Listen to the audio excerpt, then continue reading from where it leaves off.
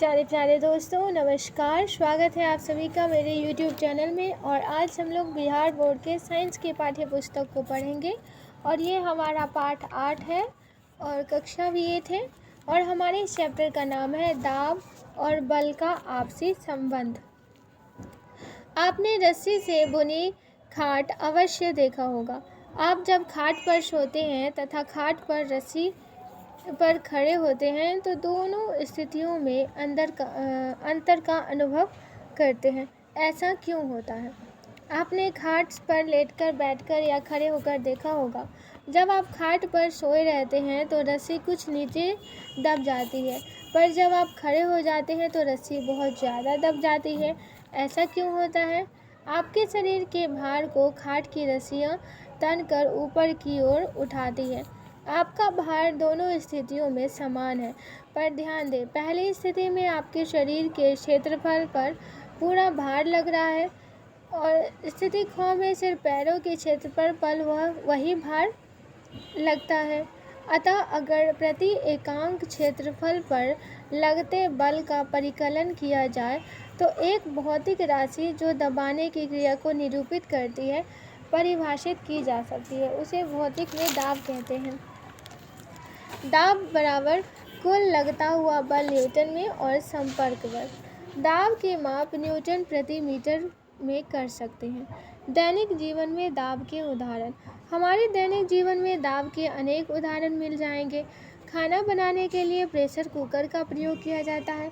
चिकित्सा विज्ञान में दाब का प्रयोग होता है। सुई द्वारा दवा का प्रयोग इसका एक अच्छा उदाहरण है। वाहन में एयर ब्रेक का प्रयोग किया जाता है। साइकिल का टायर कार के टायर से पतली होती है।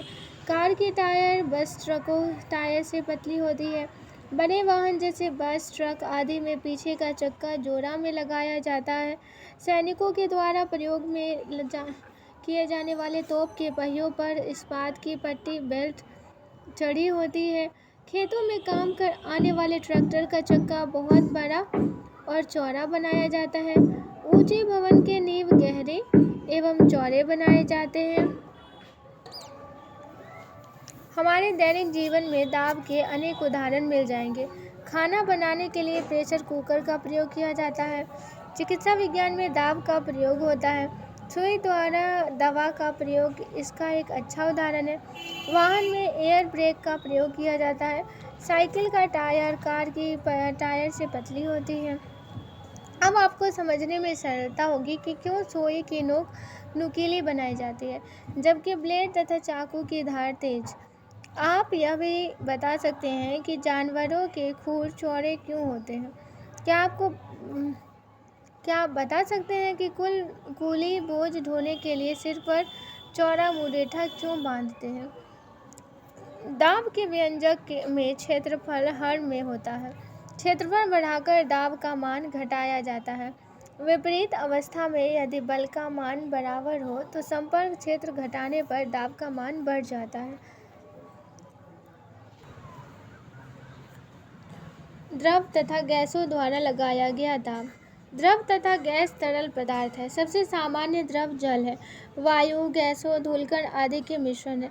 तरल पदार्थों का एक सामान्य गुण होता है कि वे बहते हैं। द्रव उच्च स्तर से निम्न स्तर की ओर बहते हैं, जबकि गैसों का बहाव सभी दिशाओं में होता है। ब्लेज पास्कल एक फ्रांसीसी वैज्ञानिक ने प्रायोगिक रूप से सिद्ध किया कि तरल पदार्थ सभी दिशाओं में एक समान दाब आरोपित करते हैं। ठोसों में दाब भार के कारण नीचे की ओर लगता है, जबकि तरल पदार्थ द्वारा दाब नीचे, ऊपर एवं तिरछी दिशाओं में आरोपित होते हैं। द्रवों द्वारा दाब लगाया जाना। आप जानते हैं कि तरल सभी दिशाओं में दाब आरोपित करते हैं। क्या ये बातें द्रव एवं गैस दोनों के लिए सत्य है? द्रव में नीचे की ओर दाब। एक परख नली लीजिए। परख नली दोनों छोर पर खुली होनी चाहिए।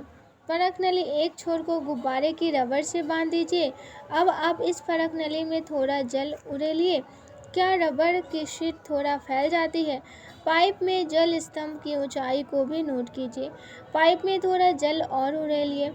रबर शीट के फुलाव तथा पाइप में जल स्तंभ की ऊंचाई को पुनः नोट कीजिए। इस प्रक्रिया को कई बार जल की अलग अलग मात्रा लेकर दोहराइए। क्या आप रबर शीट के फुलाव तथा पाइप के पानी के स्तंभ की ऊंचाई से कुछ स्तंभ देख पाते हैं? द्रव द्वारा बगल की ओर दाब लगाना। जल रखने वाले प्लास्टिक की एक बोतल लीजिए। इस बोतल में 3 छिद्र चित्रानुसार कर देते हैं। इस बोतल में जल डालते हैं। जल बोतल को छिद्रों से गिरने लगती है। ऊपर के छिद्र से जल बोतल से सबसे नज़दीक, बीच वाले छिद्र से कुछ दूरी पर तथा नीचे वाले छिद्र से जल बोतल से सबसे दूर गिरती है। इससे क्या निष्कर्ष निकलता है? जल बोतल की दीवारों पर दाब लगाती है। जल की गहराई पर दाब का मान निर्भर करता है। द्रव से दाब। हम जानते हैं द्रव सभी दिशाओं में दाब आरोपित करते हैं। इसकी जांच के लिए एक साधारण दाब मापी का प्रयोग हम कर सकते हैं, जिसे मैनोमीटर कहा जाता है। मैनोमीटर को सरलतापूर्वक तैयार किया जा सकता है। मैनोमीटर को बनाने हेतु आवश्यक सामग्री: एक यू आकार का ग्लास ट्यूब, एक प्लास्टिक का कीप, गुब्बारे का एक छोटा टुकड़ा, धागे का छोटा टुकड़ा, रबर आदि का प्रयोग करते हैं। वायु द्वारा तथा वायुमंडल। वायु हमारे चारों ओर है। वायु पृथ्वी को घेरे हुए है। पृथ्वी के चारों ओर वायु के ऐसे आवरण को वायुमंडल कहते हैं। वायुमंडल का फैलाव पृथ्वी से लगभग 800 किलोमीटर से ऊपर तक है। वायु स्थान घेरती है। वायु में भार होता है, इस कारण वायु दाब डालती है। वायुमंडलीय दाब। वायु भार में हल्की होती है, लेकिन हमारे सिर के ऊपर वायु की बड़ी मात्रा होती है, जिस कारण से इसके द्वारा अत्यधिक दाब आरोपित किया जाता है। इस दाब को यद्यपि हम अनुभव नहीं करते हैं। जर्मनी के वैज्ञानिक ओटो हॉन ज़ूरिक ने वायु दाब की विशालता का प्रयोग धातुओं के कटोरा को लेकर दिखाया था।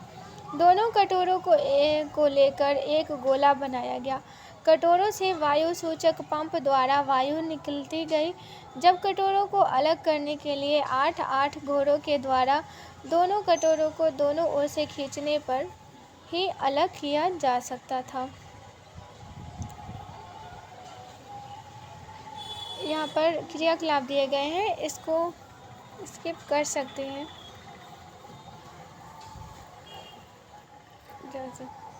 क्रियाकलाप इसको स्किप कर दिया गया। वायुमंडलीय दाब का परिणाम देखते हैं। एक 15 सेंटीमीटर और 15 सेंटीमीटर क्षेत्रफल तथा वायुमंडल की ऊंचाई के बराबर ऊंचाई के स्तंभ में वायु का भार लगभग 225 किलोग्राम द्रव्यमान के किसी पिंड के भार के बराबर होता है। इस भार के नीचे हम दबकर चिपक क्यों नहीं जाते? इसका कारण है कि हमारे या किसी प्राणी के अंदर की दाब भी वायुमंडलीय दाब के बराबर होती है। यह बाहर के दाब को निरस्त कर देता है।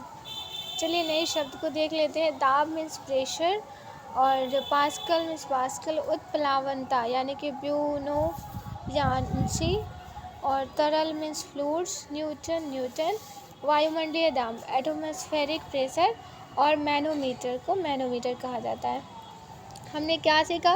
प्रति एकांक क्षेत्रफल पर लगने वाले बल को दाब कहते हैं। दाब का मात्रक न्यूटन प्रति मीटर स्क्वायर है, जिसे पास्कल कहा जाता है। बड़े क्षेत्रफल पर बल लगाने से दाब का मान घट जाता है। नुकीली कील या तेज चाकू जिसके सिर चौड़े होते हैं, नोक तथा धार पर दाब का मान बढ़ा देते हैं। बल पूर्ण धक्का है, जबकि दाब इकाई क्षेत्र पर लगने वाला बल है। ठोसों में दाब का मान नीचे की ओर होता है। तरल में दाब सभी दिशाओं में आरोपित होता है। द्रव तथा गैस बर्तन की दीवारों पर दाब आरोपित करते हैं। वायुमंडल दबाव डालता है। पृथ्वी पर समुद्र तल वायुमंडलीय दाब का मान 100 kPa होता है। एक वायुमंडलीय दाब का मान लगभग 1 किलोग्राम प्रति वर्ग सेंटीमीटर होता है। तो आज के लिए बस इतना ही। आशा करती हूँ ये लेक्चर आप लोगों को पसंद आया होगा। पसंद आया है तो लाइक शेयर सब्सक्राइब जरूर कीजिएगा। धन्यवाद।